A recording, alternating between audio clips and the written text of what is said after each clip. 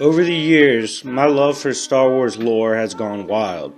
Immersing myself in the culture, I realized something. Anakin Skywalker has a lot of haters. Of course, I'm not referring to the Darth Vader version, because no one fucking hates Darth Vader. Mostly from his movie portrayal, I have heard countless complaints about how his whiny, dumb, and spoiled ass acts. Today, I will do what only Splash can do. I will show how Anakin was never really wrong. Phantom Menace Liam Neeson, aka Qui-Gon Jinn, discovered little Anakin. This boy is a slave on a hellish desert planet. Small, but full of hope, Anakin is observed to be the legendary Chosen One, the one who will become the balance in the Force. But Anakin didn't care. All he wanted was freedom, a gift that was still strange to him. Winning his freedom, young Anakin promises his mom he will come back for her. The goodbyes are tearful. The boy must leave his only love in order to one day save her. This is a lot of pressure for an 8 or 9-year-old. Immediately, Anakin liked the sage Qui-Gon Jinn. Jinn truly did believe in the youth, enough to even bank on him winning the race. Anakin surely would have flourished under the guidance of this father figure. As fate would have it, Jinn was slain by Darth Maul, thrusting Anakin into the young but capable hands of Obi-Wan Kenobi, who took Anakin out of respect for his now dead master. Right off the bat, Anakin showed his unrivaled Force potential. He was an anomaly. As most Jedi start as toddlers, Anakin was already 9. On top of this, his status as the Chosen One weighed heavily on his young shoulders. But this pressure was nothing compared to his inner struggle. He needed to be powerful. He needed to save his mom. Progressing at an unreal rate, it became apparent that Anakin was truly a phenom. Blossoming, Anakin also began his pursuit of his crush, Padme. Young and bold, Anakin was unafraid to show his emotions. I attribute this to his shackled youth. He was a slave, but could now speak freely to a certain extent. I can't blame him for his social outbursts. Approaching the Clone Wars, Anakin grew bolder. He was rightful to do so. He was constantly reminded of his power, but was expected to be humble. He was nothing at the start of his life, and was now supposed to be a god. Humility is the last thing that should be expected from this youth.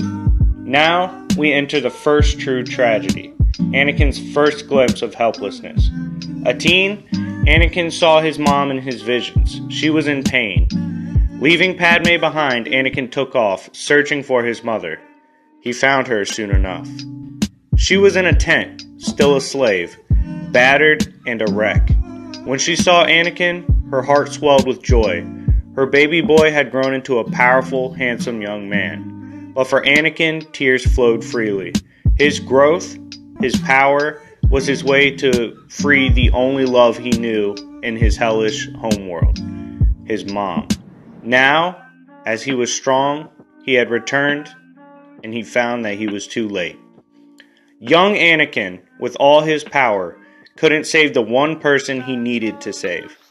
He couldn't see how proud his mom was. He could only hate himself for not being fast enough.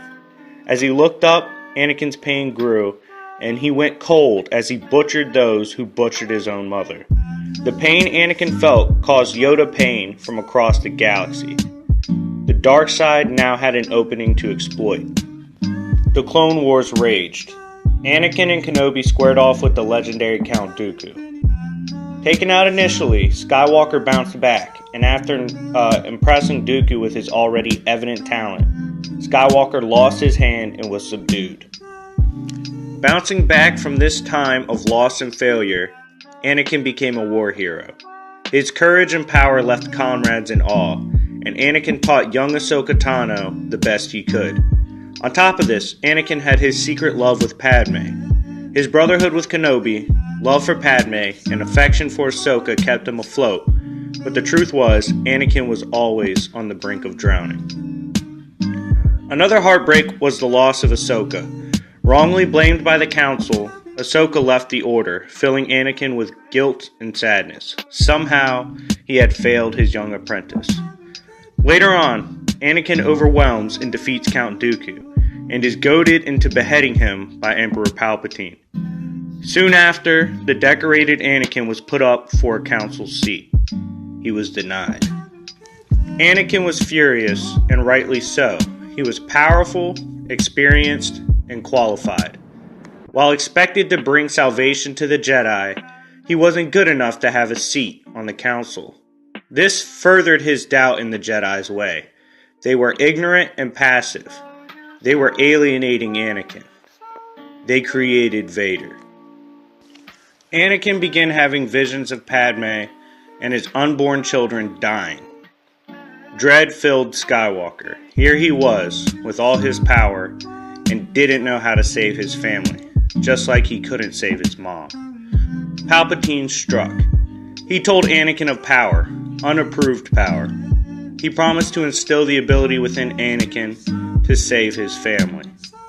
As Mace Windu pinned down Sidious, Anakin pleaded with him. He appealed to the Jedi way. This was just desperation. Anakin no longer believed in the Jedi. What really mattered was when he screamed, "I need him." The broken boy showed. He couldn't save his mom, and his only chance to save his wife and kids was about to die. So Anakin acted. He betrayed the Jedi. He sold his soul in an effort to save his loved ones. He slayed Jedi of all ages. It no longer mattered. He owed the world nothing. All he needed was the chance to protect the only shards of his heart left. To Mustafar, Padme confronts Anakin. He explains himself. Everything he did was for her. She saw a lost soul, when in truth, he was always lost. To save his family, he needed to be a monster. He would bear that cross, for their sake. He didn't give a shit about the Sith, or the Jedi. He missed his mom, and he was scared to lose his wife and kids. Kenobi steps off the ship. Anakin's mind goes blank. His wife had led, at least from his point of view, his brother-in-arms here to stop him, when all he had done was solely to save her. His brother and his lover couldn't see what he saw or feel what he felt. The heartbreak and the overwhelming feeling of the world refusing to let him have any semblance of peace and happiness shattered his psyche. He choked his wife.